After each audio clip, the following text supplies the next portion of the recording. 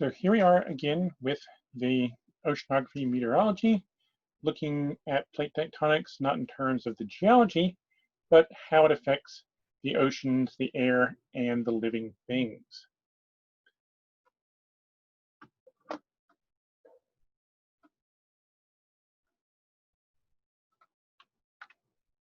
So here we go. That's got the screen up for the PowerPoint. Move me down the corner here. Thinking about the effects on the oceans and atmosphere, rather than just the shape of the ocean basin.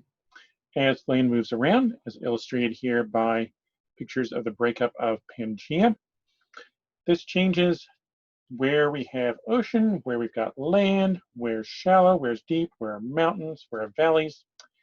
And all this is going to be majorly affecting where ocean currents are flowing, where the wind blows, what areas are warmer, what areas are cooler, where different types of living things can live, where they can get to. So quite significant effects here.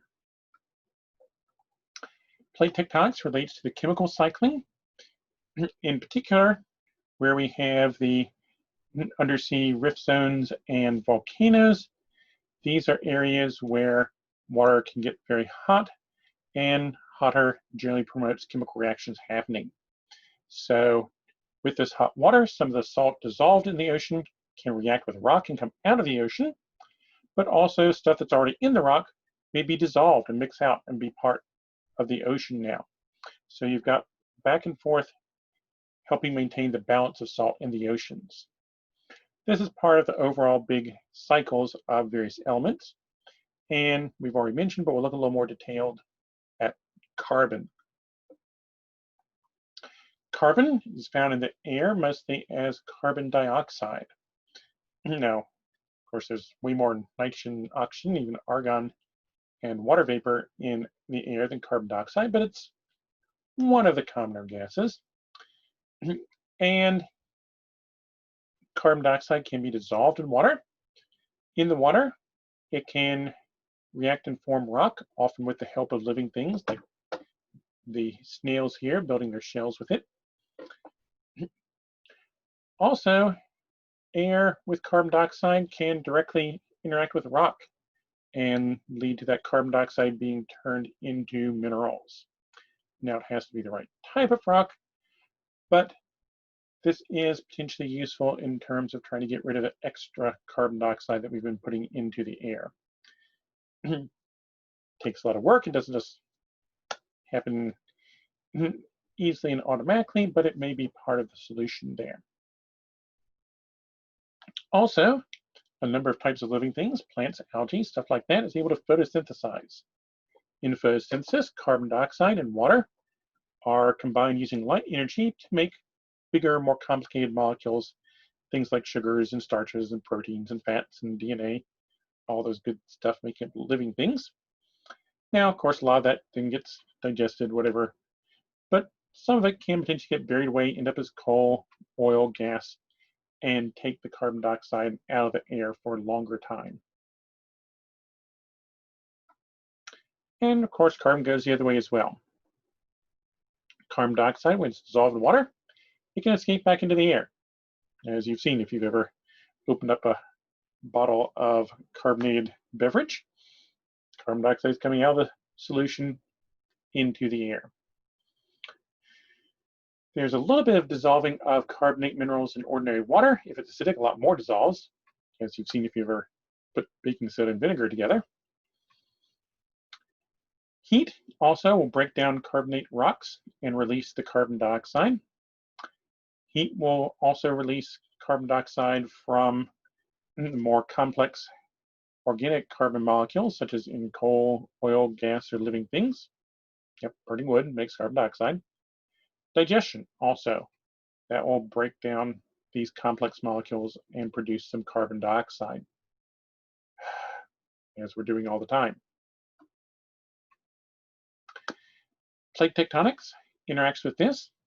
For example, if we've had lots of big collisions, we've piled up big mountains, That's a lot of exposed rock, some of which will be kinds that can react with the carbon dioxide.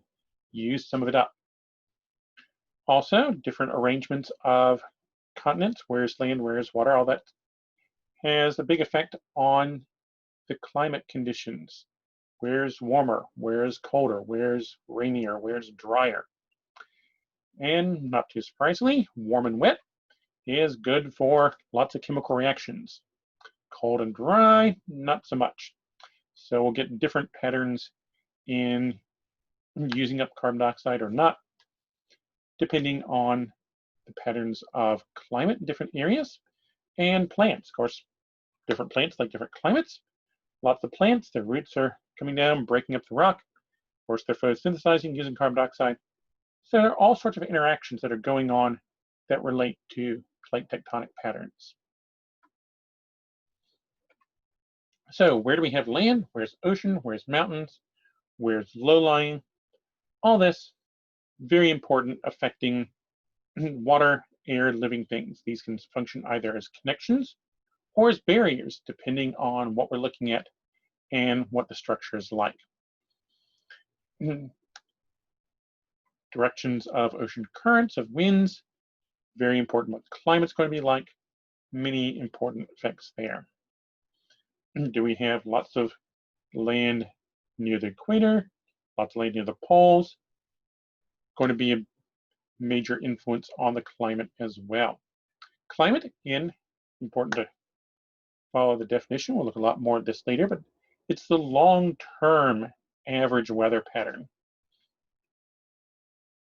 Weather, that's the day-to-day variation. I'm looking out the window and okay, weather currently it's sunny. I can see a cloud or two. There might be some storms further off. Yeah, it's summer in Boiling Springs. What do you expect? Well, weather, that's what it's doing right now. Summer in Boiling Springs, what do you expect? That's the climate. In Boiling Springs here, our climate summers are hot, humid, fair chance of stormy in the afternoons.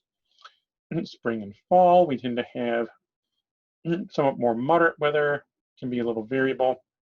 Into the winter, it's cooler, and we usually get some frozen precipitation in the winter, but we also get some rain in the spring and the summer and the fall. It's pretty well spread out year round. It's not too dry around here.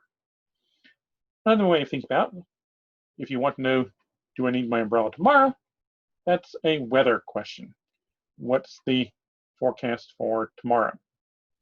If you want to know how many umbrellas do I need to own, that relates to the climate. How much are you going to use your umbrella? A good example of a structure that functions importantly in affecting the oceans and life and air is the Isthmus of Panama, the land bridge connecting North and South America. How's it going to affect other things? Well, starting with us, we live on land. To us, a land connection is a bridge. This means that if you had the time, you could walk from North America to South America. There is a connection, and indeed, land creatures have been able to travel back and forth there. For ocean currents and ocean life, it's a barrier.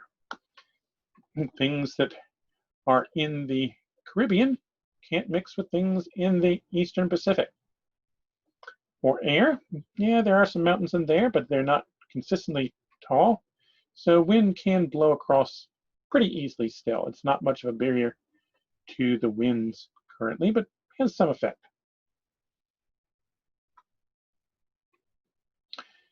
So in general, mountains sticking up, that'll affect airflow and where some types of things can or can't move around. Similarly, land or relatively shallow water will limit how water is able to move around. So the picture here with the mountains, and the wind blowing, obviously can't just blow through the mountain. It's got to go up and over. That's going to affect the patterns of air movement in this region. Similarly, this is a diagram of the Black Sea with Turkey over here You've got Europe, here's Ukraine, a bit of Greece, Bulgaria, Romania along in here. And you see all the deep area of the Black Sea is blocked off. There's a tiny water channel, so surface water is able to mix between the Black Sea out into the Mediterranean a little bit, but the deep water not at all.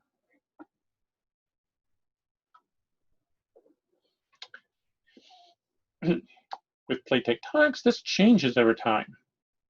This is a global diagram from about midway between us and the dinosaurs in time.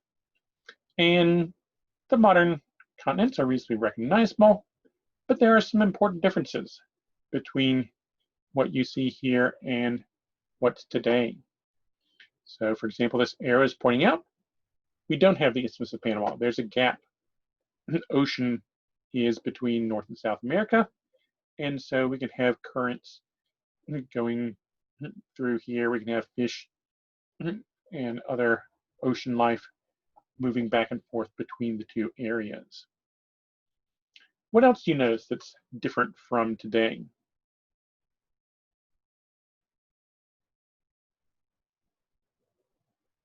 This is video, you can pause a bit and think about it. But here are some spots you might notice.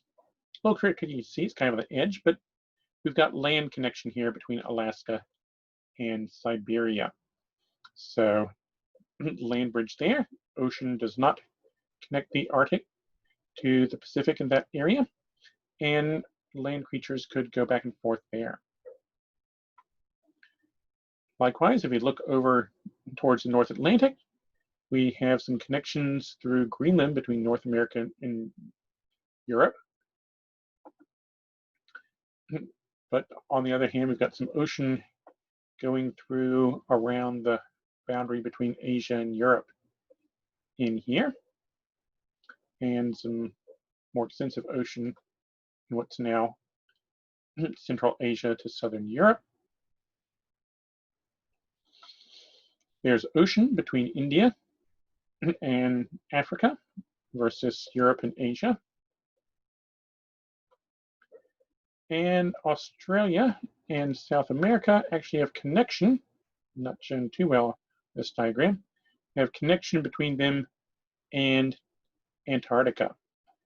That connection between Antarctica and elsewhere turns out to have been especially important in influencing global climate. Here's a diagram focusing in on the Antarctic region.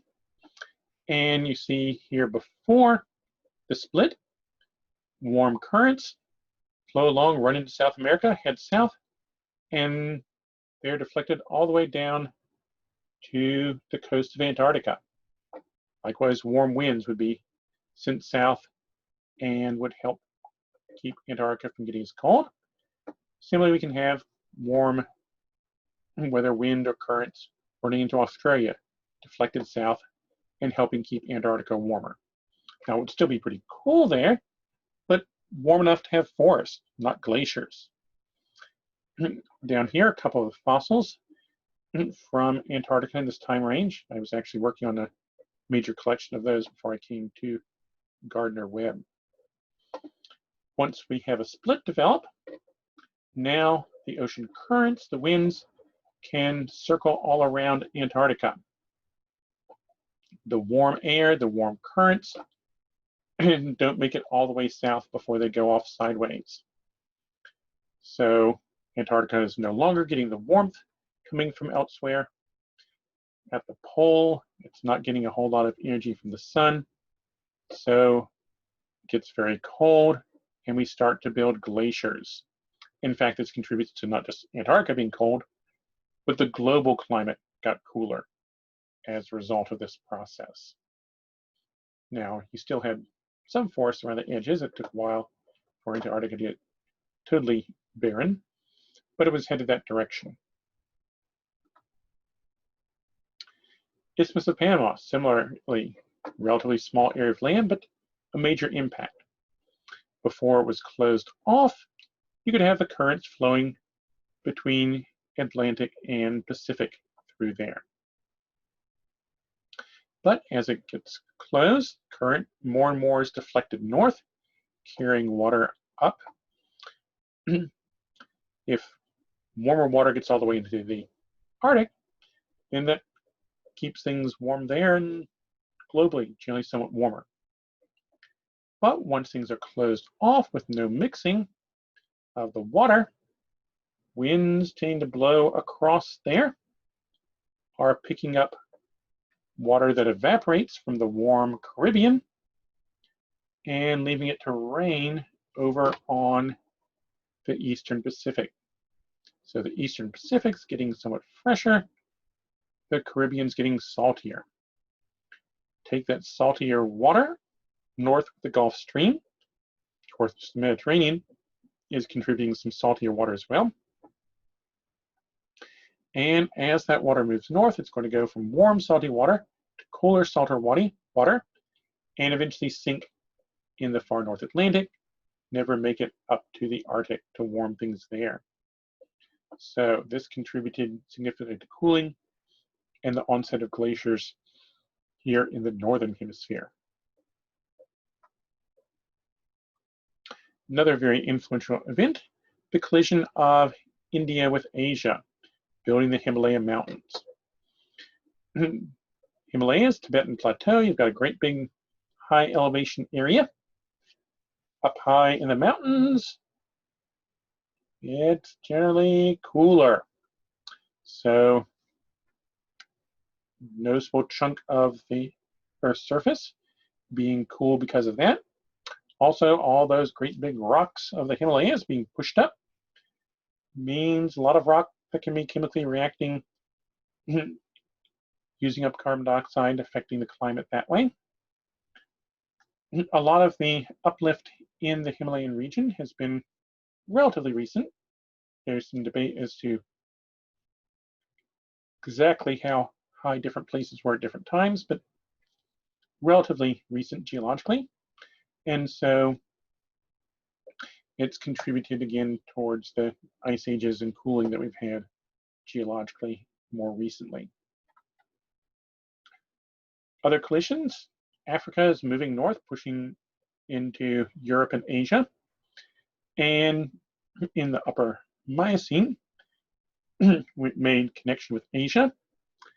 Arabia began to split apart as part of this process.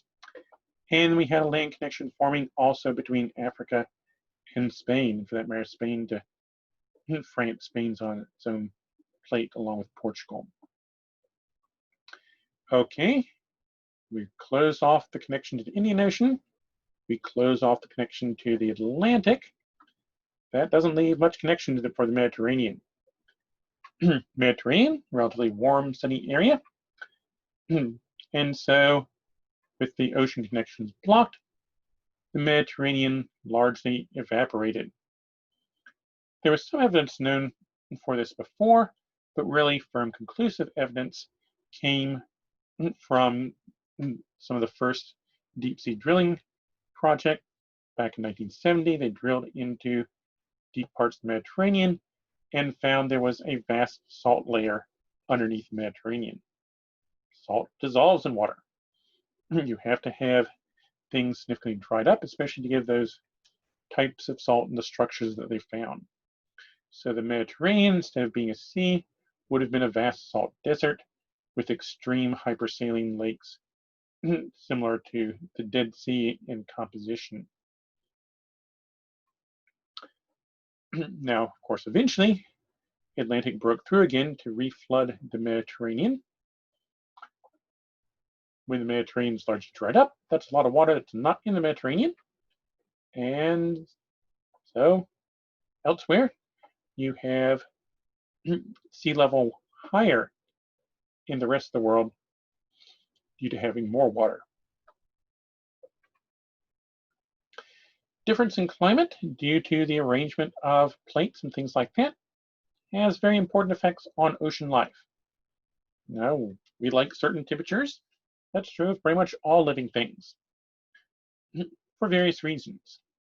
For example, with the very cold water around Antarctica, Turns out if the temperature gets too cold, almost freezing, 1 degree Celsius or colder, crabs can't move. So crabs aren't going to live anywhere that's that cold.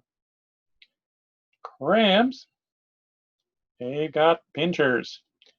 They can use those to attack other things to eat them. But no crabs in the coldest water. And none of the fish that live in the coldest water around Antarctica have strong, crushing teeth and jaws either. So if you can live in this very cold water, you're safe from strong, crushing predators, and you don't have to have a very strong shell or skeleton to protect you. If you lived on a tropical reef, you'd want a lot of protection. Lots of things living there, all sorts of predators. But here, it's a lot safer. But temperatures are warming. And we're seeing crabs spreading some further south. What's going to happen as the crabs get to these areas with lots of things not having strong skeletons?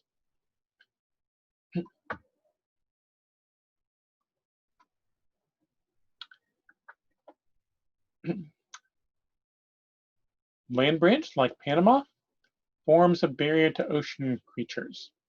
So here we have examples, different types of angelfish found on either side. Over here are pictures of different types of sea slugs found on either side. Again, separated, so we have different things living different sides. Conversely, being land,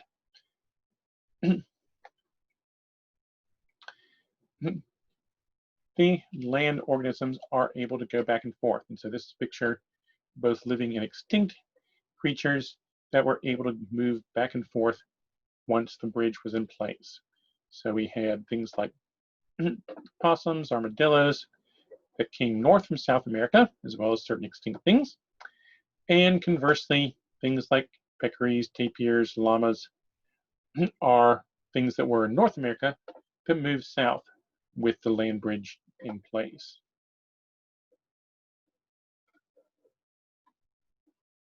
If you only live in deep water, then even shallow water can be a barrier.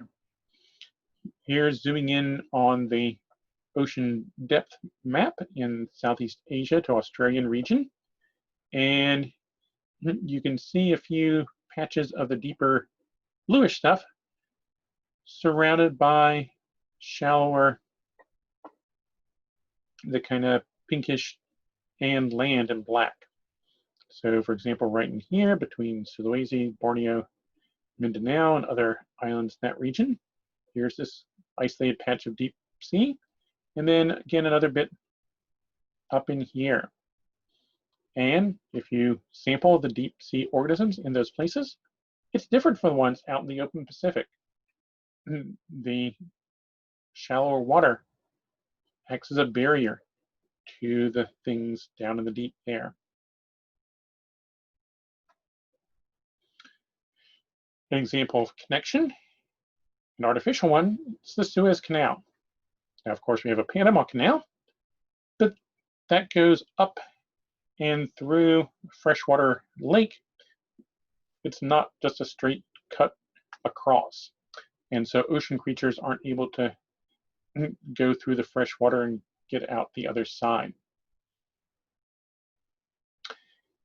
Suez Canal, in contrast, is basically just a big ditch connecting between the Red Sea and the Mediterranean. And so any ocean creature that doesn't mind going through this big ditch is able to move back and forth. And as a result, several hundred types of organisms have made it, well, not quite back and forth.